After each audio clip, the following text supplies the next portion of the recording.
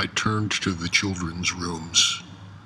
The Lord told me, "Suffer the little children to come unto me." Yes, Lord, here they come. I started developing Slay Utterly in 2012 after I was asked to spend the night in a notoriously haunted house in Iowa where 8 people had been axed to death in 1912.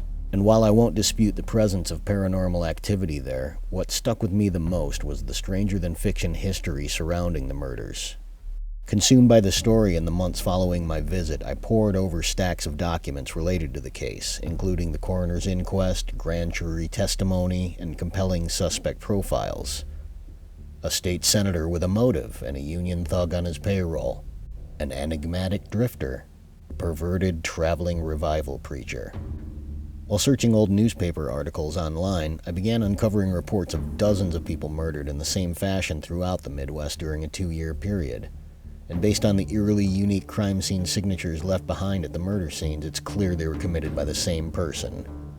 A person who was never brought to justice for these heinous crimes. Instead of trying to tackle a period piece, I brought this story into a contemporary, albeit rural setting where things really aren't so different from the way they were 100 years ago. And I like that we don't have to sacrifice that old-time flavor in order to tell a modern story. A grisly discovery in the nation's heartland yesterday.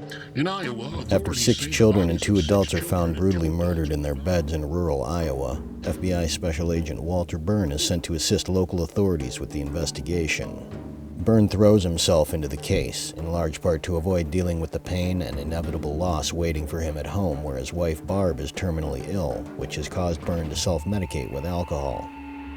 Several colorful suspects emerge in the case, including a state senator and a traveling revival preacher. Many locals are convinced the crooked senator with a clear motive is behind the murders, until the preacher gives a shocking confession. Agent Byrne isn't convinced by the preacher's story, however, and while the town would love to put the case to bed, Byrne continues to dig, soon discovering a string of chillingly similar unsolved murders that have been occurring across the Midwest in recent years. Byrne begins investigating these other crime scenes, learning what he can about the killer, but when the trail runs cold, he's taken off the case.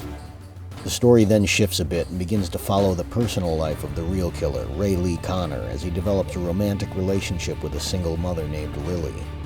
Despite his brutal crimes, he turns out to be quite a sympathetic character who himself has been horribly victimized. When Ray Lee's overbearing, abusive mother begins interfering in the relationship that might otherwise redeem him, the climax juxtaposes our killer fighting to resist his murderous urges, while Agent Byrne struggles with a right-to-die issue at home where his wife has asked him to assist her suicide.